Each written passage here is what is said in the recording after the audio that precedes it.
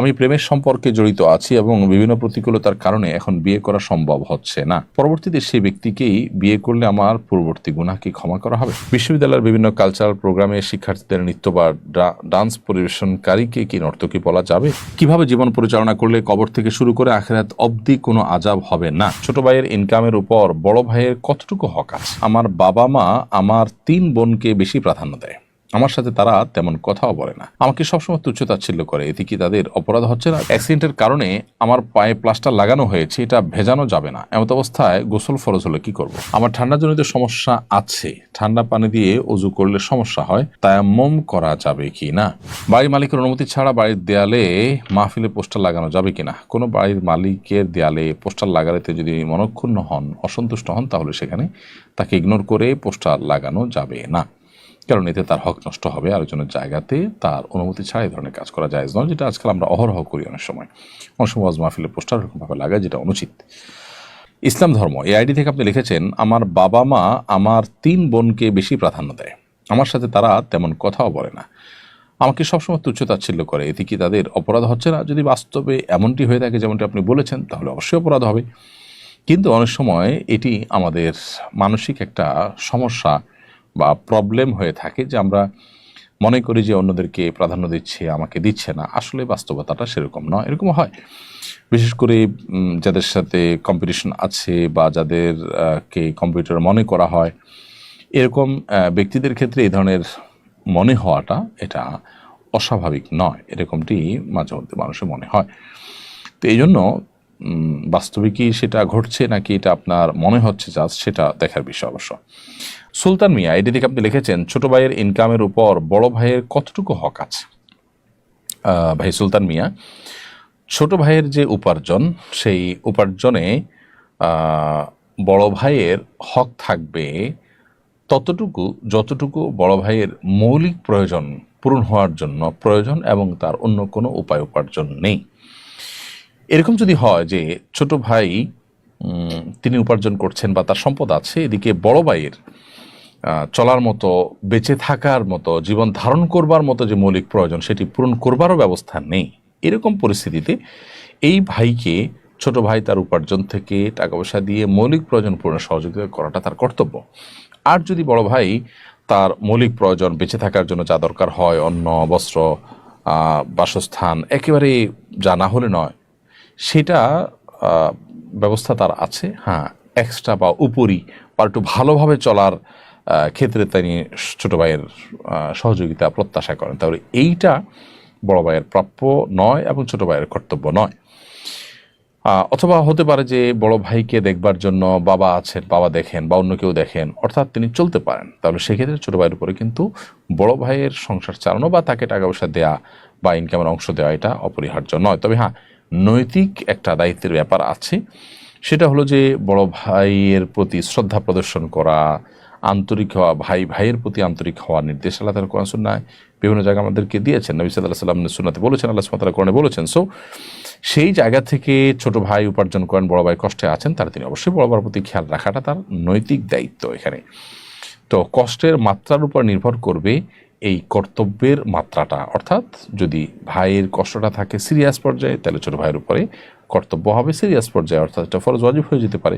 কারণ আত্মীয় হিসাবে বড় ভাইয়ের প্রতি দেখভাল করা, তার খোঁজখবর নেওয়া, তার ভরণ পোষণের ক্ষেত্রে সহযোগিতা করা, যদি তিনি চলতে না পারেন, নিজের ব্যবস্থা না থাকে, তাহলে ছোটো ভাইটা কর্তব্যের মধ্যে পড়বে। কিভাবে জীবন পরিচালনা করলে কবর থেকে শুরু করে আখিরাত অবধি কোনো আযাব হবে না? আমি ইতিপূর্বে অনেক পাপ করে ফেলেছি, এখন করণীয় কি? ভাই, এর জন্য আল্লাহ তাআলার কাছে তওবা নাসুহা, খাঁটি অন্তরে তওবা করতে হবে যে আল্লাহ, আমি যা অপরাধ করেছি জীবনে আর কোনো অপরাধ করব না। আল্লাহ তাআলার কাছে ক্ষমা প্রার্থনা করে আপনাকে ফিরে আসতে হবে, খাঁটি অন্তর থেকে তওবা করতে হবে। তওবা করতে হবে তওবার সকল শর্ত পূরণ করে, এরপর নতুন করে পথ চলা শুরু করতে হবে। আবার যদি কোনো কারণে তওবা ভঙ্গ হয়, আবার তওবা করতে হবে ইনশাআল্লাহ। এভাবে আপনি চলতে পারেন, আল্লাহ সুবহানাহু ওয়া তাআলা আপনাকে রক্ষা করবেন।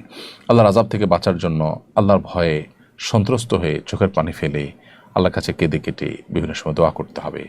গুনাহমুক্ত এবং জাহান্নামের আযাব থেকে মুক্ত থাকার জন্য যে দোয়াগুলো আছে, যেমন রব্বানা আতিনা ফিদ দুনিয়া হাসানা ওয়া ফিল আখিরাতি হাসানা ওয়া কিনা আযাবান নার, নবী সাল্লাল্লাহু আলাইহি ওয়াসাল্লাম সেখানে দোয়া আছে, আল্লাহুম্মা আজিরনি মিনান নার।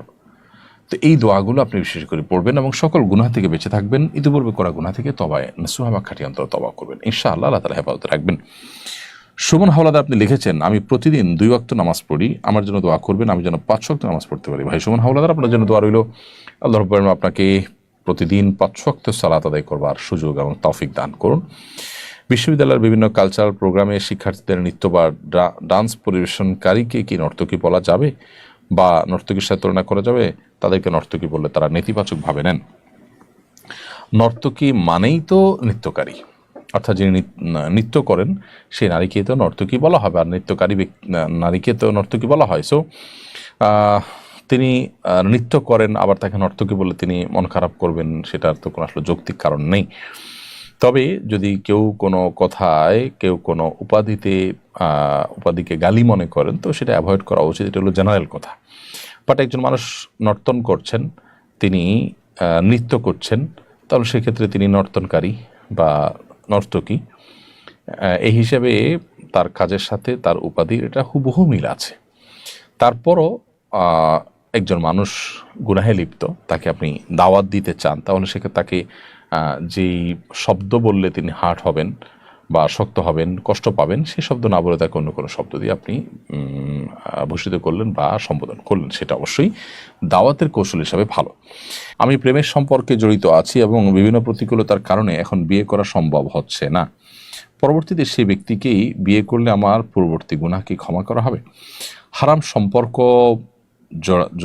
সম্পর্কে জড়ালে বিবাহ করলে সেটা হালাল হয়ে যায় না। অনেকেই এটা মনে করেন যে অবৈধ রিলেশন থাকলে বিবাহ করলে বোধ হয় সে অবৈধ রিলেশনটা বৈধ হয়ে যায় বা হালাল হয়ে যায়। বাস্তবে সেরকমটি নয়, বরং হারাম সম্পর্ক হারামই থাকবে এবং তার জন্য আপনি যতক্ষণ পর্যন্ত তওবায়ে নাসুহা বা খাঁটি অন্তরে তওবা আল্লাহ সুবহানাহু ওয়া তাআলার কাছে না করবেন, ততক্ষণ পর্যন্ত সেটি কিন্তু মাফ হবে না।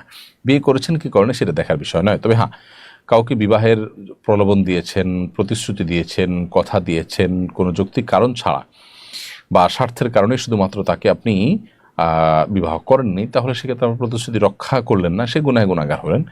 তো এক্ষেত্রে প্রতিশ্রুতি যদি আপনি রক্ষা করেন, তাকে যদি বিবাহ করেন, তাহলে আপনি প্রতিশ্রুতি রক্ষা করলেন, প্রতিশ্রুতি ভঙ্গ করলেন না, জাস্ট এটুকু। কিন্তু ইতিপূর্বে যে হারাম রিলেশন হয়েছে সেটার জন্য আপনাকে আল্লাহর কাছে ইস্তেগফার করতে হবে, তওবা করতে হবে। বিবাহ সেটাকে রিকভার করার জন্য বা আল্লাহর কাছ থেকে গুনাহ মুক্ত করার জন্য, ক্ষমা আদায় করে দেওয়ার জন্য যথেষ্ট হবে না।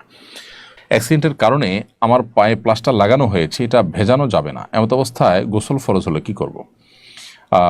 যে প্লাস্টার লাগানো আছে সেটা যেহেতু ভেজানো যাবে না, গোসল ফরজ হলে তার উপরে তার নিচের অংশকে খুব ভালো করে ধোবেন এবং এই অংশটাকে ভিজা হাত দিয়ে উপরে মুছে নেবেন, বাস তাহলেই হবে। এখন কতটা উপরে পানি দিলে তো এখানে চলে আসবে, তাহলে সেক্ষেত্রে হাত হলে এভাবে খাড়া করে রাখবেন, পা হলে ওইভাবে পজিশন করবেন যাতে করে ধুইতে গিয়ে যেন ব্যান্ডেজের ভিতরে পানি না যায়। তো ব্যান্ডেজের বাইরের যে অংশগুলো আছে সেগুলো আপনাকে ধুইতে হবে, আর ব্যান্ডেজের অংশটাতে এসে ভিজা হাত দিয়ে উপরে মুছে নিলেই চলবে, মাসা করে নিলে চলবে।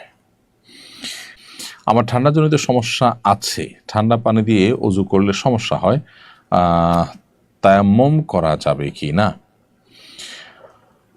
ভাই, ঠান্ডাজনিত সমস্যা যদি এই পর্যায়ের হয় যে অজু করলে আপনি ভয়াবহ অসুস্থ হয়ে যান, অসুস্থ থেকে আর আরোগ্য লাভের কোনো উপায় থাকে না, মুমূর্ষ হয়ে যান এবং গরম পানিতেও আপনার কাজ হয় না, তাহলে সেক্ষেত্রে তায়াম্মুম করলে আপনার চলবে।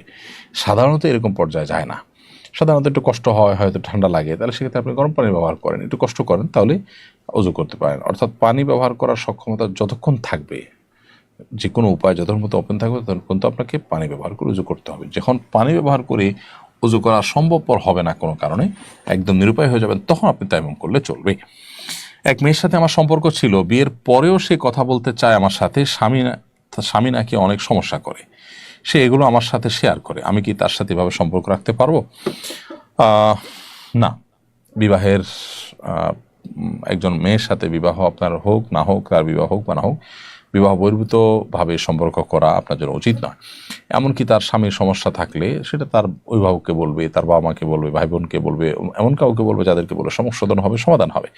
আপনাকে বললে সেটা আপনার যদি দুর্বলতা কাজ করে, সিম্প্যাথি কাজ করে, তাহলে এটা শয়তানি একটা ওয়াসওয়াসা, শয়তানের একটা রুট, যেটা দিয়ে আপনাকে সে গুনাহে লিপ্ত করতে চায়।